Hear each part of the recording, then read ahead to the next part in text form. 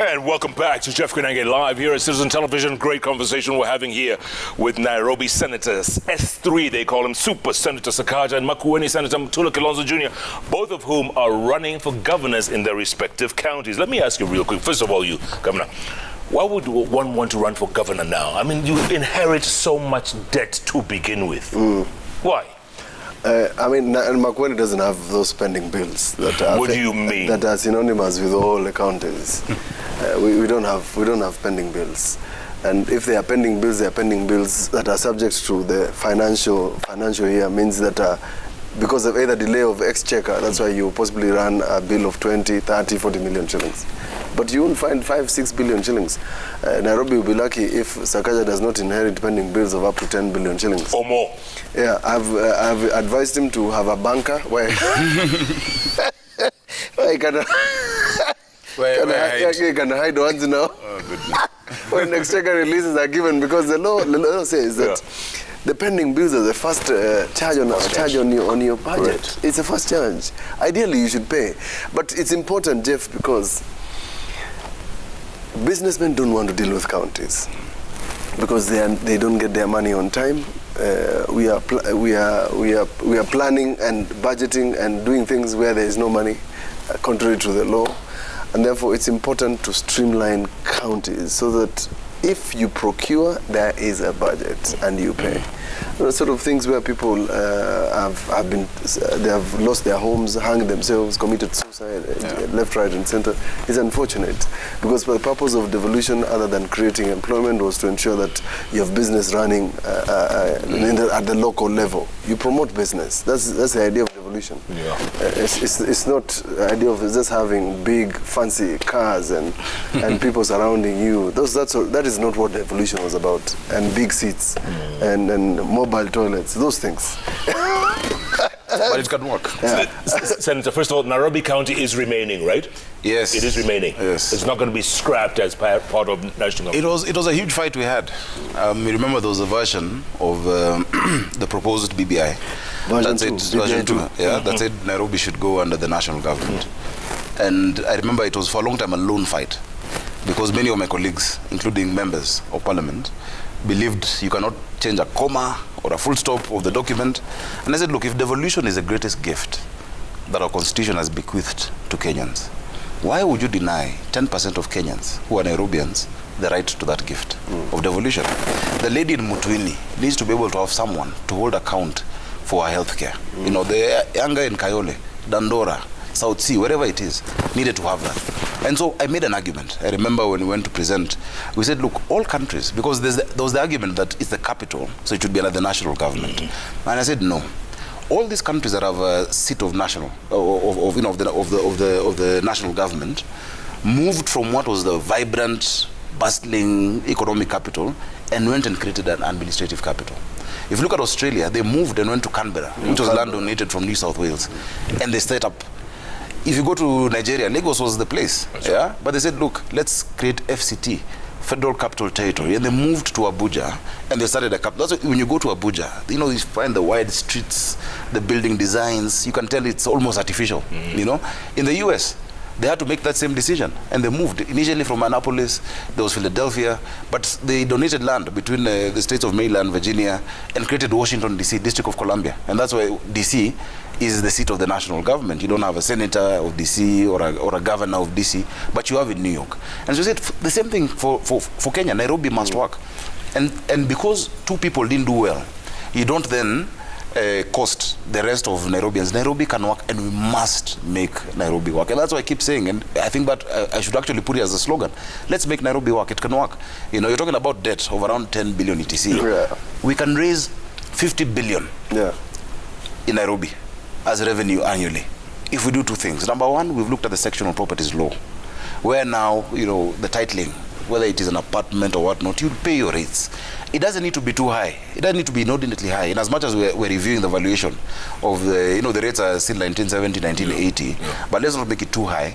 But once you encourage compliance by working with the people of Nairobi, they're ready to pay taxes. But what has been happening today? You find GSU going around with KRA arresting business people. I find my ladies are put in the back of those Mariamo because of 35 shillings. and the tax collection has gone down. Sonko was collecting more than now KRA is collecting, because you can't collect tax as a fight. You know, you can't make these guys pay more than 14, 13 licenses for a business person. You're told 4,500 for fire license, 4,500 for them to give you a certificate, not even the extinguisher. As if the fire comes, you'll say, read, I have the license. You know, you can't do that. President Kibaki used to say, kulipa ushuru ni kujitegemea. And they'd explain. Yeah? Recently I was talking to ladies in Kikombai, they said, we're happy to pay, but we've never seen anybody come in to clean this place. But we'd be happy if we see the services. So we must make Nairobi work. Nairobi can work for all of us. We can raise that 50 billion. We can do the serious infrastructure this city needs, from the mass transit, which I think is one of the most important things. You know, Nairobi is not working for you if you have to wake up your child at 4 a.m. to go to school across town. It's all working. But the time when you'll know there's a 7 a.m. train and it gets to, you know, wherever it is, to Westlands at 7:30 or at 7:20, and it's consistent, it is reliable, it is cheap, and it can be done. Around the world it has been done. So it's not that there are angels in the national government, that if you give it to national government, NMS's term is expiring in March. Yeah, I think they've done a good job in certain areas. In some areas I've had run-ins with them. You know, just last week, thousands of my people in Mukuru were displaced, homeless. You know, the feeder roads being done, and we agreed, okay, on the feeder roads, please move. But they went ahead and did worse. They, you know, they cleared out people right now in IDP camps in Nairobi. You know, look at the demolitions that happened in Kariobangi. You know, look at the issue of the fires, and we're trying to get a hand on. But you cannot do it in a militarized kind of a fight against the people. So there's certain things they needed to get right, which I think they've tried. But NMS was first aid. Nairobi needed first aid. You remember, the governor couldn't transact because he had a court case, and he didn't have a deputy, and so there needed to be a stopgap solution, and that was the first aid that we've given to Nairobi. Now we need a radical surgery, and I want to serve the people of Nairobi in that position as a young person, young enough to be able to see the results of what I do, because I live in this city. I was born in this city. My kids are in this city. You know, my dad was in this city, and we'll be able to see the results of that. We can make Nairobi work to be a world-class capital that it's supposed to be. Unfortunately, we still vote very tribally, and Tim Wanyonyi is also running. And you're going to split the Luhya vote right down the middle, you know that. But I ran against Sifuna to become senator. Yeah. You see, in Nairobi, there's no Luhya pothole or Kikuyu lack of water or Kamba traffic. You know, our problems. Garbage. Our problems, this is Kalenjin garbage. Yeah. No. The beauty and why I love my city is that the diversity is amazing. I got votes from across the board, you know, 847,000 votes, Jeff. And I thank the people of Nairobi every day. And that's why I have the energy to wake up and fight for Nairobi as a senator, in the Senate every day, you know. It was not a tribal vote. And I don't think that I still feel fit the bill of a tribal vote. In fact, the other day I was being disowned, or this one is not a Luhya, this is what. It doesn't matter. Nairobi is not looking for a Luhya governor. Nairobi is not looking for a Kikuyu governor. It's looking for a Nairobian. And that's why I remember that time my slogan was, I am Nairobi. Because unless we take ownership, when you ask somebody, Jeff, where do you stay? They'll say, oh, I stay in Kitusuru, or I stay in Karen, but I'm from Machakos. Until people see themselves as citizens, and they're parts of this city and I'm very proud of them, they'll say, I'm from Jerry. Yeah. Because you own it. Once you own it, then you'll interrogate who you choose as your leaders. You know, in your estate, if you live in an estate, I'm sure maybe there's a chama or something. The choice people, the extent people take to scrutinize who becomes the treasurer of a chama, even our WhatsApp group for, to raise 50,000 is so high. But then the choice you make to give somebody 40 billion to run your city is very low. And that's what must change. And it can only change once we take ownership of our city, our beloved city of Nairobi. So we'll do it. So people have declared to vie. And that is welcome. Of course, I didn't think I'll be unopposed. There'll definitely be opponents. I wish them well. But I'm confident that we will succeed this time now. Yeah. What happens to second-term governors? And there are quite a few out there. Even your own from Makueni. There's Alfred Mutua from Machakos. What happens to them? They were looking for a retirement package they have not found. They were anticipating that there will be a regional government. It has not happened. I believe that in all these formations, and you can see that in part of the politics is that they're moving around with some of the governors, because in my own view, the governors are looking for something to do after the election. Yeah. And let's not even belittle the subject, because these people have got managerial skills, and some of them are as young as, for example, Governor Mombasa. I mean, these are people who can be useful to the country, and I still believe that they merit other jobs when those opportunities arise. But they will be out of county, will be out there. So there's, of course, the likelihood that you are going to have 27 people who have nothing to do. Alternatively, they are going to vie as senators, some will, or others are going to vie as MPs. I'm told one. Yeah. One has already declared. Governor. Yes, in is it Sia? Yes, in Sia, one's vias. Even in Western, there's one who is so the possibilities are there. You can go to the top and still go back down, but never come back up. Right. You can't. So it's not lost. Yeah. They will still serve, and I think at some point, just like I suggested, that there's a time Kenya will have 10 presidents, ex-presidents. Who are still alive. Our democracy is evolving. We're going to have 10 ex-presidents at some point. The same way we're going to have 50 governors, ex-governors at some point. So the country must find a way of using the expertise of all these people, of the presidents and the governors, to help the country. Yeah. We must give them the recognition. I mean, to serve for 10 years is not a walk in the park. As the ones who want to be governors, Sakaja is one of them, he knows, and myself, it's not going to be easy to get into those positions. And since they have served something useful that they can give to the country. Other people thought that if the country was kind enough, it would accommodate, for example, presidential losers, governors, as ex-official members, for example, in an upper chamber. If you had an organized system where they would sit as just advisors in an upper chamber. Because, again, you don't want these people just out there in the public idling. They can become very disruptive. I disagree with that a bit. You disagree? Yeah. Upper chamber. I think, because as you're saying, there's a time there'll be 10, there'll be 20. You know, like the House of Lords in the UK, where you have, former musicians, leaders who just, they're appointed and they inherit even lordship. I think it's a mix of both. We must get the culture of serving, doing well in your service, and living. So time your career. We can't have, first of all, for a long time, politics has been seen as a retirement thing. That you give your best years in other things, other endeavors, and then you come retire in politics. Yet it's the most important. And that's why I keep encouraging young people, more young people, to give their best years in service to this country. But once you have served, Jeff, when I finish 2 terms in Nairobi, inshallah, if the people of Nairobi elect me, then I'll be able to make a decision. I'll be still young. I can go for president, I can go to Senate, or I can just honorably leave public service and give other people an opportunity. So I think, the problem and why elections are so heavily contested in this country is we've made it a matter of life and death. Yeah. That if you're out there, Kalonzo has been out, he's alive. Musalia has been out, he's alive. Raila has been out for how many years? 5 years? For 10 years. He's still alive. Let's not make it that if I don't get elected, then everything is over, my people will not have anything to do, my community will be out of government. Let's change that culture of public office and give other people opportunities. And it's really important. And I'm very happy.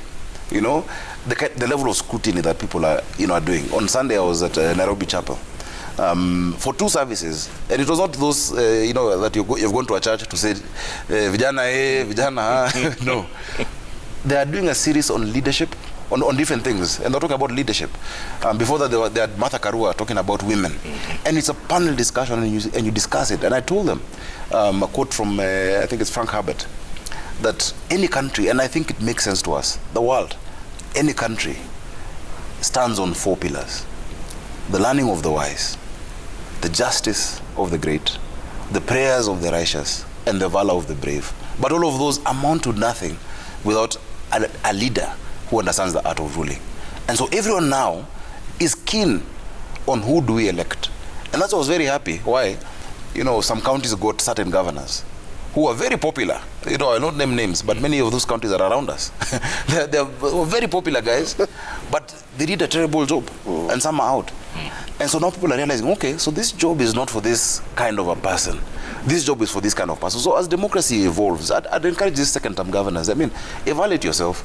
You can go for another position, but also it is not bad to help our democracy by nurturing other leaders and you moving on to other things. Retire kuwa mkulima, go sell mandazi. President Moi finished and he went and we gave him a dignified, funeral on the 4th of, he passed on the 4th of February last year. But Jeff, in fact, there was a serious legislation done to encourage presidents to leave office so that they can go. The parks. That was the motivation. Yeah. The retirement. It was a motivation so that they don't leave office and all of a sudden you don't have a driver. You've never driven yourself.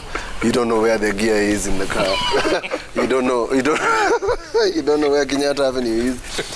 So a driver, a cook, so that you can eat possibly in the same manner. There's a joke, if I interrupt. There's a joke that one of our principals, I won't say who, after office, when they didn't win, went to a petrol station and he was being told petrol is around 100 shillings. Like, you're conning me. The last time I fueled, because he's been from the 80s, It's like, why are you stealing from me? Because they've not fueled for themselves. Right. But let's get used to it.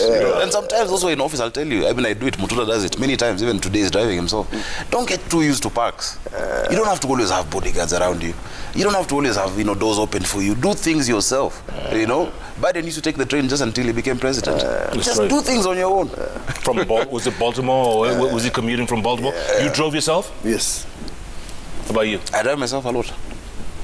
But when I come to JKL, what happens after the show? Yeah, they're waiting for you. My guys are here. Yes, you guys. So let's demystify leadership. Let's in fact make it an attractive. Let's not have people getting elected because of the salary, but to serve. Tell me something real quick before we take a break. If you were to lose, what would you do? In the highly unlikely event.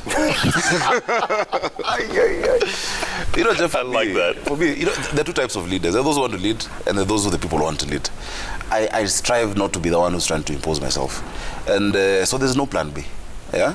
If in the unlikely event that I don't make it, I'll just go back to business. While support, I can be his PA. Whatever. It's not a matter of life and death. Would you both run for president, deputy? Would you support? You want to change Kenya, right? You people want to change Kenya, and it's your generation. Yeah. Would you support each other? Maybe later on. Why not?